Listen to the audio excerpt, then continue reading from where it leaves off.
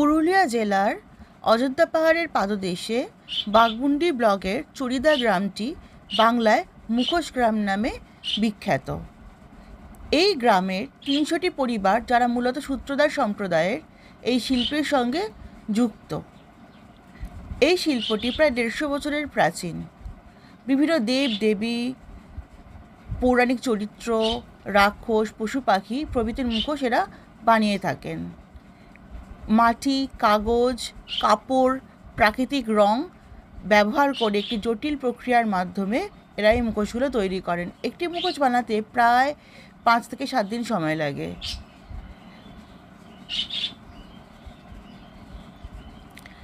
দু ২০১৮ সালে এই ছৌ নাচের মুখোশ জিআই ট্যাগ পেয়েছে।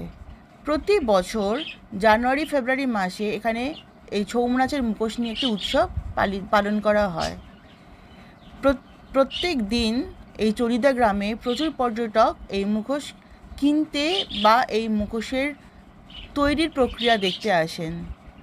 বর্তমানে শুধু এই পৌরাণিক চরিত্র বা ছৌ নাচের মুখোশ নয়, ঘর সাজাবার জন্য বিভিন্ন ছোট ছোট মুখোশও এই শিল্পীরা বানিয়ে থাকেন, যা খুব সহজলভ্য এবং যার মূল্য খুবই ন্যায্য।